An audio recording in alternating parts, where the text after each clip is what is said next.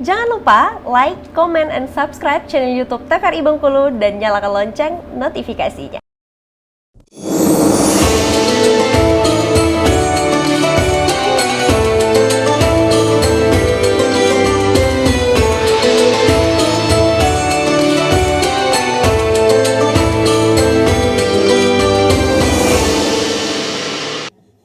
Ya pemirsa Mutiara Kolbu, terima kasih Anda kembali menyaksikan Mutiara Kolbu dengan tema kita kali ini adalah perempuan yang dirindukan oleh syurga.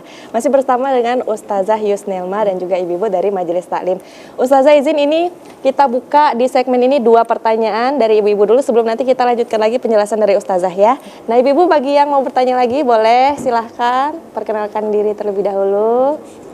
Boleh ya silahkan ibu. Baik. Assalamualaikum warahmatullahi wabarakatuh. Waalaikumsalam warahmatullahi Selamat sore Ustazah, perkenalkan saya Mayang Sari dari Majelis Taklim Babul Jannah.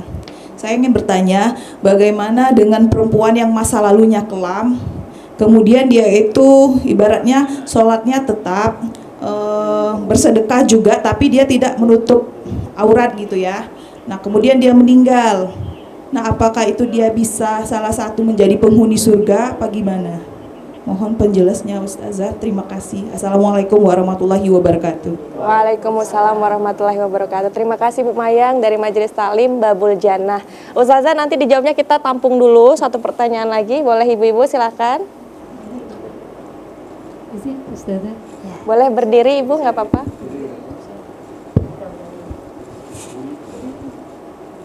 Bismillahirrahmanirrahim. Assalamualaikum warahmatullahi wabarakatuh. Waalaikumsalam warahmatullahi wabarakatuh. Izin bertanya Ustazah, perkenalkan nama Neni Sukaisi dari Majelis Taklim Babul Jannah. Tadi ada satu pintu ya Ustazah, pintu untuk orang yang khusus mudah memaafkan. Nah, yang mau ditanyakan, kita sudah memaafkan ya Ustazah kesalahan orang lain, sudah kita maafkan dan kita sudah tidak berniat untuk balas dendam, tidak.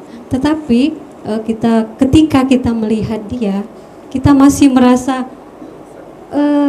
sakit gitu ya Ustazah. Apakah itu sudah masuk kategori memaafkan dan apakah bisa masuk ke pintu yang mudah memaafkan itu tadi? Terima kasih Ustazah. Assalamualaikum warahmatullahi wabarakatuh. Waalaikumsalam warahmatullahi wabarakatuh. Terima kasih Ibu Neni dari Majelis Taklim Babul Jannah dan juga Ibu Mayang tadi. Itu Ustazah pertanyaannya, mungkin bisa langsung dijawab. Tadi pertanyaan yang pertama dari Ibu Mayang, ya. Bagaimana dengan yang punya riwayat jelek misalnya Ustazah? Masa lalu ya. Masa lalunya gitu. Bismillahirrahmanirrahim. Allahumma sholli ala sayyidina Muhammad wa ala ali sayyidina Muhammad. Mengenai perempuan yang punya masa lalu ya, yang buruk ya. Setiap orang pasti punya kesalahan Mbak Julia ya, tak terkecuali gitu, kecuali Nabi Muhammad SAW yang maksum ya. Kita punya aib, punya keburukan gitu. Manusia pasti punya keistimewaan sama keburukannya gitu. Dan ketika manusia itu bertaubat dari masa lalu buruk, dari hal buruknya, dari kejelekannya, itu insya Allah taubatnya dikatakan oleh Allah Subhanahu wa taala dalam hadisnya yang maknanya bahwasanya Allah itu akan memaafkannya, tetapi taubatnya itu betul-betul taubatan nasuha. Allah itu Maha Pemaaf.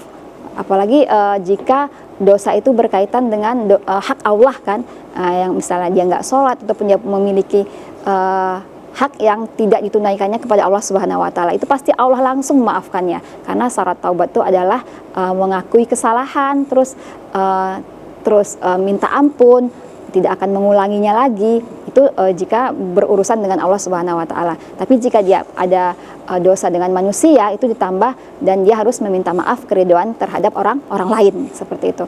Kalau dengan Allah pasti Allah maafkan, pasti Allah sayang gitu sama kita, karena jika dosa kita sebanyak gunung sekalipun, kalau kita benar-benar taubatan nasuha, itu pasti Allah, misalnya Allah rangkul kita, karena disebutkan dalam hadis bahwasanya Allah itu sayangnya lebih dari seorang ibu yang menyayangi anaknya. Bayangkan, jadi mau kita dosanya banyak sekalipun gitu, kecuali syirik gitu ya, itu Allah akan ampuni gitu. Jadi Allah akan ampuni gitu. Syirik pun jika dia udah misalnya mau mendekati kematian baru dia taubat, itu maksudnya susah ya, Allah alam gitu. Tapi sesulit ataupun sebesar apapun dosanya itu, ketika dia taubatan nasuha gitu, pasti Allah ampuni, Allah sayang, istilahnya dia akan kembali lagi ke fitrahnya, ke sucinya, seperti itu. Dan ketika dia misalnya ada hal yang tidak dia tunaikan seperti misalnya hijab, nah tadi kan disebutkan dalam hadis bahwasanya perempuan yang dirindukan surga itu adalah yang ketiga, yaitu menjaga kesuciannya atau menjaga farjnya, kemaluannya. Salah satu yang disebutkan cara dengan menjaga kesucian adalah perempuan tersebut menutupi auratnya, karena disebutkan dalam surat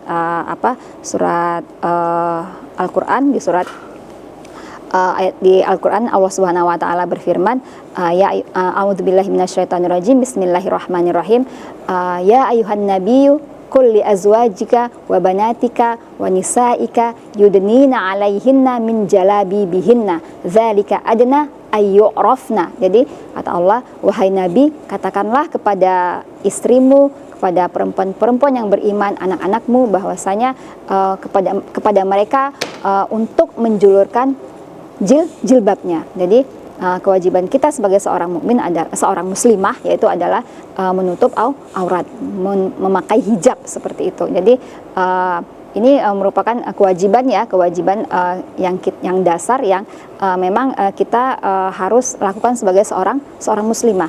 Ataupun misalnya dia sudah berusaha untuk bertaubat, dia udah sholat ataupun sedekah dan dia belum sempat berhijab, wallahu alam bisawab, tapi kita berusaha untuk mendoakannya. Tetapi kewajiban yang disebutkan oleh Allah Subhanahu wa taala tidak gugur padanya, karena kewajiban hijab itu wajib, bukan hal yang sunnah atau itu budaya orang Arab, tidak, karena hijab itu adalah kewajiban seorang muslim. Semoga Allah memaafkannya dan mengampuninya gitu.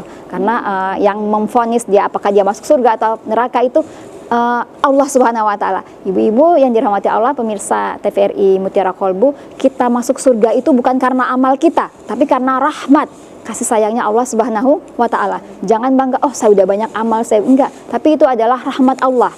Allah yang memberikan rahmat, memberikan taufik kepada kita untuk kita masuk surga seperti itu. Jadi baik Ustazah, itu kalau Julia ingat ada juga yang katakanlah pelacur gitu ya Ustazah, ya, namun dia memberi makan anjing, kemudian Allah ridho kepada dia, dia bisa masuk surga ya Ustazah. Iya, surga, karena perempuan itu ada hal riwayat yang nggak disampaikan bahwasanya perempuan tersebut taubat pada Allah. Dia memang mantan pelacur, tapi dia bertaubat dan dia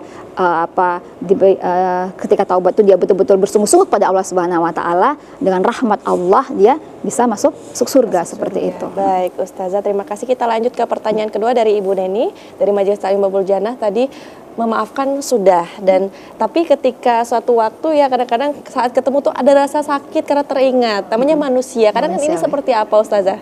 Silakan. Ibu-ibu pemirsa TVRI Mutiara Kolbu yang dirahmati Allah Subhanahu wa taala, ini ada kisah dari paman Nabi ya, dari Nabi SAW yang pamannya terbunuh ya. Pasti tahu ceritanya ya, Hamzah, yang paman Nabi yang dibunuh itu, yang dimakan jantungnya oleh siapa? Hindun ya, yang pembunuhnya itu, yang membunuh paman Nabi itu, saya lupa namanya siapa gitu ibu-ibu. Itu ketika dia, orang yang membunuh tadi itu masuk Islam, akhirnya bertemu sama Rasulullah kan, kata Rasulullah, kamu jangan sering ketemu aku, jangan lihat aku, karena kalau aku lihat kamu, aku teringat sama pamanku gitu, seperti itu. Jadi dia sedih lagi gitu. Jadi karena dia sahabat kan, sahabat itu adalah seorang yang bertemu Nabi. Karena dia masuk Islam dan bertemu Nabi, jadi sahabat yang membunuh paman Nabi tadi itu kalau melihat Nabi dari kejauhan aja. Karena apa? Karena kalau Nabi bertemu dia, Nabi akan sedih seperti itu. Nabi memaafkan, mengampuni gitu, tapi Nabi sedih seperti itu. Jadi itu kayaknya udah tingkatan yang luar biasa sakit ya gitu. Tapi alangkah baiknya Nabi juga mengatakan bahwasanya ketika kita betul-betul memaafkan seorang, kita betul-betul berusaha untuk melupakannya gitu. Karena apa? Karena Allah itu maha pemaaf. Ibu-ibu bedakan antara al-afu sama ghufran gitu. Jadi di sini disebutkan ada pintu surga namanya babu al-kazimina bil ghaizi wal afina. Jadi pintu orang yang bisa menahan amarahnya dan memudah memaafkan orang lain. Jadi ketika kita betul-betul ingin menahan amarah kita dan memaafkan orang lain, kita berusaha untuk benar-benar al-afu. Namanya al-afu itu adalah melupakan semuanya gitu. Tapi kalau namanya manusia ya, kita belum, pasti ada tahapan-tahapannya, nggak mungkin tiba-tiba 100% bisa gitu karena manusia berproses ya, ada prosesnya seperti itu. Alangkah baiknya kita pelan-pelan untuk bisa memaafkan, melupakan sedikit demi sedikit. Kalaupun misalnya terbesit kembali, itu manusiawi ya, namanya manusia gitu. Itu berarti bukan di dalam kendali kita. Itu Allah Subhanahu wa taala yang mengendalikannya gitu.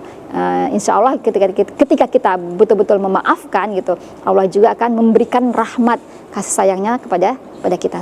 Masya Seperti Allah. itu, Mbak Julia. Jadi intinya tetap terus berusaha ya. memaafkan terus menerus, Iya. walaupun ada muncul lagi tetap memaafkan Iya, lagi. kan istighfar lagi gitu. Istighfar lagi, sehingga nanti mungkin insya Allah bisa Iya. masuk dari pintu yang tadi ya, Iya. yang memaafkan dengan Iya, sungguh-sungguh betul-betul. karena usahanya yang tidak putus-putus ya Ustazah Karena ya. ketika kita beristighfar dan kita memaafkan itu, insya Allah Allah akan membersihkan hati kita dan melembutkan hati kita, dan otomatis kita betul-betul bisa betul-betul 100% lah memaafkannya. Dan ketika bertemu pun kita ya sudahlah, itu kan segala sesuatu yang terjadi di dunia ini kan atas kehendak Allah Subhanahu wa taala, tidak ada di luar kendali Allah Subhanahu wa taala. Baik, terima kasih Ustazah.